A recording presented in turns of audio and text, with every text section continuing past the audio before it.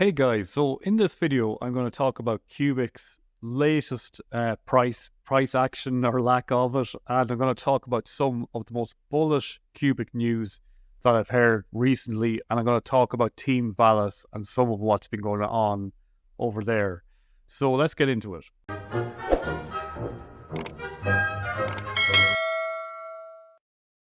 Yeah, so guys, I try not to even talk about price on these videos. I try to steer away from that topic. I actually look at the price of Qubic or any crypto assets very, very little, unless it's pumping. I start paying attention then. But I'm more interested in what's going on with the project, with the technicals of it, and I'm just watching the current market trends. So I'm kind of expecting, once I see the whole market turning, that's when I'll judge how Qubic's doing. But it's kind of remiss of me to talk about Qubic to people who are obviously just investing to make a profit, like I am. To not discuss price at odd time. And this person here, Brendan, just left a comment on one of my Twitter posts, and he just said, "Long time holder, first time poster." He said, "When the fuck will the price go up? It's actually getting ridiculous. Even memes that just launch get more activity than Qubic. I'm finally starting to feel like CFB is a fake person and this is just a huge elaborate scam." Well done.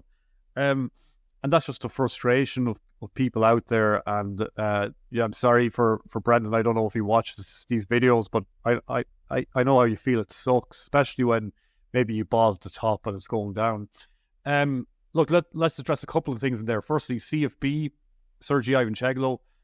Look, anything's possible, but with him being a fake person, anything in the world is possible. But CFB is, has been doxed online for over 20 years, has delivered great projects in the past already. And despite what people say, really, really successful projects, it's very, very unlikely that he's a fake person, like extremely unlikely, like flat earth unlikely. And then for Qubic to be a scam, extremely unlikely as well. Not flat earth unlikely, but it's just really unlikely that he'd risk his reputation in that way. And everything that we're seeing about Qubic, other than the price, is really, really positive. But right now, we're just in a market downtrend. Every crypto, or basically every crypto, there's a few that are doing well. CAS, for example, has held up incredibly well, and it's going to do brilliantly.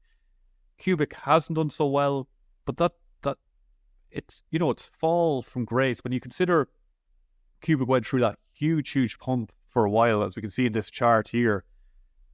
If you actually take Qubic's price before that huge pump, at the start of this year, it hasn't really fallen that much. The only thing that happened was it just went through a huge pump for a short amount of time. And I'm expecting to see a pump far beyond that come in the future, but I don't know that for a fact.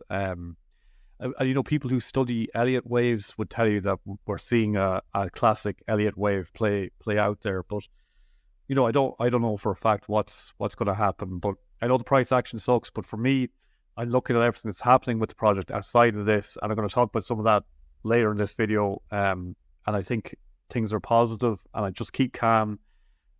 It's only just look at it as a slightly longer term investment. And after 2 years, if I'm not seeing anything come out of Qubic, in this bull market, I want to see it do well. If I'm not seeing anything that indicates that it's doing well in relation to other cryptos, like climbing into the top 30 or top 20, that's when I'd be giving up on it. If Qubic in 2 years is still outside top 50 cryptos, I think that's the point where I'd be questioning whether anything will ever happen with Qubic. So I wouldn't panic just yet, is what I'm saying. So this is an idea that is really, really exciting, and I don't know if it's going to work. But CFB, I first heard him mention this a couple of months ago. But basically, the idea here, as explained by CryptoDees, is the idea is to sell 50%. So current estimates are that that's worth 5 million a week. So the computational power. So how would I put this a better way? So the idea is that Qubic would let me go back over here. So the idea is that Qubic, they've created this thing called interleaved mining. So it means now that all that mining power goes to power Agard, but now only 50% of the time it's going to power Agard. And the first question that would come in to your head is that I thought that Qubic needed all this AI power to power Agard, Why are they cutting it to 50% power? Basically, the idea is that Qubic needs way more power, way more mining power, computational power to power Agart to the level that they need. So they need the price of Qubic to be a lot higher, because when the price of Qubic's a lot higher, it becomes a lot more profitable to mine, meaning that it'll attract way more miners, and the more miners that come, that's more computational power, and that means that Agart will be powered higher. Now, if any of that doesn't make sense, I just recommend try to look into it a bit and figure out what I said there yourself. So basically, what Qubic's done is that Sergei Ivancheglo updated the algorithm, or whatever you want to call it, to create this interleaved mining. So now only 50% of the power is going towards Agart, leaving this other 50% completely unused, and they can use it towards something. And basically, for that 50%, CryptoD says the idea is to sell the 50%, and the current estimate from CFB, so I don't know how accurate this is true, but he's saying that this is worth $5 million a week.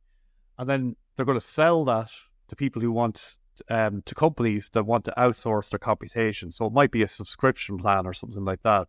And then they're going to use that money to market buy Qubic. And this would lead to a substantial price increase, which would bring in more miners, because then when the price increases, it becomes more profitable to mine. So more miners are going to come in to fill that gap, which creates more idle power. So we buy more and the upward price continues. So then with that more idle power, we might end up with, more than that 5 million a week. Then we might be up to 10 million a week, something like that. And it just keeps going and going and going in a cycle. This occurs for 3 months when the power switches back to 100% AI training, but with substantially more miners thanks to the increased price and the new increased profitability from mining Qubic. I'd be skeptical about that process only lasting for 3 months, but maybe that's the way it'll go too. It's a really interesting idea. So basically, they go mine Qubic. So people are mining Qubic. That power then comes into the network. 50% of it powers Agart, and 50% of it is sold for outsourced computations. The Qubic network then buys Qubic for that, which drives the price up. So imagine $5 million just buying Qubic overnight, drives the price up. That they burn those Qubic then as they buy, and then the loop starts again, basically attracting more miners, making more computational power to sell. It's an interesting idea. So, as I said, if Qubic pulls this idea off, it should lead to an epic pump. This would be a flywheel effect. So, the definition of a flywheel effect: the Quorum sells 50% of mining power for fiat. They buy Qubic with that money. The price pumps, which attracts more miners because it becomes more profitable to mine Qubic. The increase in miners will lead to a further increase in computational power that can be sold for more fiat. They keep doing this until they suck up the required amount of computational power to power Agars. And then, I should say, when they buy Qubic with that money, they're going to burn that Qubic. That's the plan. But this proposal hasn't been made yet. It hasn't been brought forward to the Quorum, so it's not agreed on. The miners haven't voted on it. But it sounds like a really interesting idea that could work very well. So let's see how it plays out. So the current plan then, as Sergei Ivancheglo posted, and he said the current plan is this: if somebody can buy the idling mining power, so it means if a company can do it, then it will get top priority, and the money will be spent on market buys of Qubics or major exchanges, and then the queues are burned. Top 2 priority is usage of this mining power for Agart for free. So basically that's powering Agart. And then he said that lawyers are already working on a legal entity that could do this. So they got lawyers actually working on an entity that could deal with businesses to sell this computational power. And then, as he said, digestive ideas. So he posted this at the start of August. He said, sell the computational power for fiat, use fiat to market buy Qubic, burn these coins. This is supposed to create upward pressure on the price, thus making mining more profitable, thus bringing more miners, thus getting more fiat, and repeat. And then he just said that I've just finished coding a change in Qubic's mining algorithm that will release computational power equal to the power from Swiss National Supercomputing Center. How to use it, this for the community side, share your ideas. Well, his plan, then his proposal is this idea, and I think it's a great idea. I don't know if they can pull it off, but if they can, Jesus, that will be incredible. Then, on people not being so certain of CFB and what's going on, I thought Nick Stewart shared this on Twitter, and it was really good. He said, there's a lot of ifs. He's referring to, Qubic. And he said, CFB's reputation is on the line, and the reason I'm still a Qubic bull. He's never failed, and for him, it's not about money. It's about his reputation and status in crypto. He dare not fail. And I completely share that sentiment. I mean, there's so many questions you can ask about any crypto project, but if you look at Qubic, it's every week it's ticking a box for another if. Another question mark is getting answered positively in a positive manner. So we're knocking off those ifs. But the main thing that always keeps me interested is Sergey Ivancheglo. People seem to have this weird story that's out there now, is that he's failed at things in the past, or he hasn't been successful in projects in the past. He's actually been really successful. He's one of the OGs of crypto, so he's a big deal.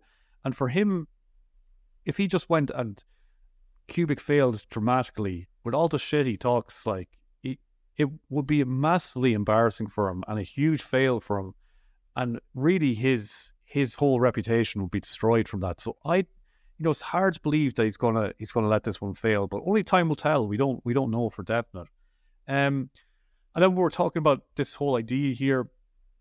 There's a guy, Nico, that comments on my Qubic post, and he's possibly a Cas Maxi, I don't know, but I respect this guy. There's a lot of Cas Maxis comment on my posts on X, and it's just the most ridiculous shit ever. Like that, it's just so unthought out and just stupid a lot of times. You have to explain things to them in baby steps, and a lot of times they're probably just taking the piss. I don't know, but it doesn't make sense, so it's not even worth engaging in a conversation. But this guy Nico, I don't agree with him a lot of times and things he says, but he raises interesting points, and he's actually quite respectful. So I think it's worth talking about some of the objections he had to this idea. And the first one, he said, it's just a common pyramid scheme in the sense that both holders, miners, and Qubic can't gain value, and that it is incentive advertised from the middleman in this equation. Although in crypto terms, we call this Pumpanomics. Now, this is just completely wrong. I mean, a pyramid scheme is where, I go meet two people and I say, hey, give me €1,000, and maybe I give them a piece of paper or some crappy course in exchange, and then I say to them, hey, now go sell that course. You guys, what you could do is, the course isn't really good or whatever, or this piece of paper isn't really good, but just go and sell it to two other people yourselves for €1,000, and then get them to do the same and get everyone to do the same. That's a pyramid scheme. But I can kind of see where Nico's thoughts are coming from here, but you got to think is that the reason that it's kind of strange to people is that Qubic is one of the first cryptos ever that's creating a ton of value out of thin air, because all that computational power from miners, they're just gathering that and they're using it towards Agart, but now they're like, well, we could use this towards something else as well. So that computational power exists, and they're selling something of real value to organizations. And I don't know, are there going to be customers for this? I presume there will be, but I don't know that for a fact. But if they're selling 5 million worth of computational power to some company, and they don't have to, have all that hardware, they can just go and plug into Qubic and run their computations that way. Then Qubic takes that money, buys some Qubic and burns it. There's nothing pyramidy about that. It's definitely a way of manipulating the price up, a clever way, but all it's doing is just buying Qubic and burning it. Basically selling something and just burning the money into thin air you sell it for, which, could you imagine receiving $5 million in fiat and just burning it into thin air? That's what they're proposing to do, like to sell 5 million worth of computational power, get $5 million of fiat, let's say $5 million, and just burn it. But they're going to buy Qubic first and then burn it. And, it's got a whole value proposition in there for the Qubic network, in that it's going to attract more miners and power Agart eventually. So it's an incredibly interesting idea. I don't know how well it'll work, but it makes me bullish. And then some thoughts that Nico gave. He said kind of after that I was it's called bullshit not a bit. He said, yes, it can definitely work, but only for a period of time. The catch is that the faster it grows, the faster it implodes. In essence, it's an imbalance of input, so it requires growth to stay constant, and the latter is, of course, finite. Again, I think he's completely wrong with this, is that he's again talking about something like a pyramid scheme, but we're just talking about the price going up because Qubic has been bought, driving demand, driving it into a top 50 crypto, bringing more miners to the network, producing more outputs in terms of AGART, and the price most likely will plateau at some point. But to think that it's going to implode overnight, that the price, will fly up to, whatever, a 20 billion market cap or something like that, and overnight implode back down to below $1 billion, that won't happen. It might fly up to 20 billion and then plateau around 17 or 18 billion. That I just don't think that's a very well thought through comment, but I do appreciate this guy, and it's way more thought through than most of the cast comments that I get. And then he, again, kind of showing that he doesn't quite understand the idea or hasn't thought through it enough. He said it's just a lot of extra steps that go full circle. Qubic supply is created and sold. Qubic supply is bought and burned. In fact, it's slightly less than a zero-sum game because value is lost in every step of the chain. Again, completely wrong understanding. The idea is you sell the computational power, you buy the Qubic, you burn it, you gather more computational power, you power AGART even more, and that is the eventual output that you're producing, is hopefully an AI, but even still something that competes with ChatGPT or something like that. And I'm not saying that any of this is guaranteed to work, but I'm just pointing out that Nico, I don't think he's behind. He hasn't got to the point of thinking of where I am, where I see how this works. I don't want to say that, I'm thinking better than him. I'm just saying that I know I've thought through this sort of thinking, and it's very low level. And then the level that I'm at is probably only medium level. Is just where I'm seeing, this is how the tokenomics of that will work. But then pull this off is probably going to be way more difficult. But it's interesting, and I appreciate these comments. And then the other really, really exciting thing that I want to talk about is this is a whole other topic that Qubic's been looking at and discussing. And basically, this guy PJ Dub's really worth following on X, because he's so much interesting information. But he's basically talking about Qubic and how they can use idling times for mining. So basically what that means, so he says here, my fridge has a smart screen built in. I use it a couple of times a week to peek in to see if we need any more vegetables from the grocery store. My kids throw on an audiobook or YouTube video while they cook/clean, but other than 3 hours a week or so it's actually being used, it's sitting idle. 100% wasted potential of the tiny little computer inside. Qubic with AGART will make use of this processor, all processors in fact. Efficiency meets DeFi because soon everyone will have to use Qubic. Now, I don't know is that true, that last line, but basically what they're talking about doing is using idle computer time. So you, for example, might have a TV in your house that during the day is off most of the day while you work, and at night while you sleep, it's off. Or like PJ Dubs here say it's a fridge, or could be your Google Home equipment. All those things, they're only working for certain times during certain times of the day. So those times that they aren't working, they could actually be set up to mine Qubic during those times, so produce passive income for you. So your whole house could be, while you're sleeping, just mining Qubic and using that computational power. So it'd be really, really efficient, green energy sort of way of using all the computational power in the world towards something useful. Again, I don't know whether it could be dreaming. I don't know how well it could be pulled off, but it's interesting. And then, some people asked, well, how is that even possible? And then Come From Beyond said, well, this is how you do it. Users publish source code in Qubic. Computers compile it for their miners. Miners run the computations, send results to computers. Computers publish the results on Qubic. That's a very simplified breakdown, obviously.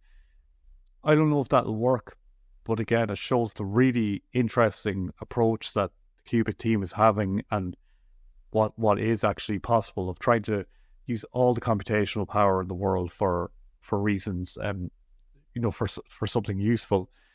And last thing, just to touch on them, is the Val Network, and they've brought forward their stablecoin proposal, and people have really, really pushed back against it. And I say valid approach here. I meant to say valid approach to Qubic is devoid of logic at this point.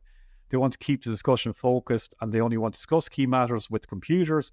But at the same time, they publicly post comments about Qubic and Stecco. And when people comment, they say, "Let's keep the conversation focused." Look, maybe I was quite harsh in that comment. I mean, for the team that's behind Valis has done quite decently for the Qubic network so far, and if they could get a grant proposal, which is what they've done, they've made a proposal and they're looking for a grant from Qubic.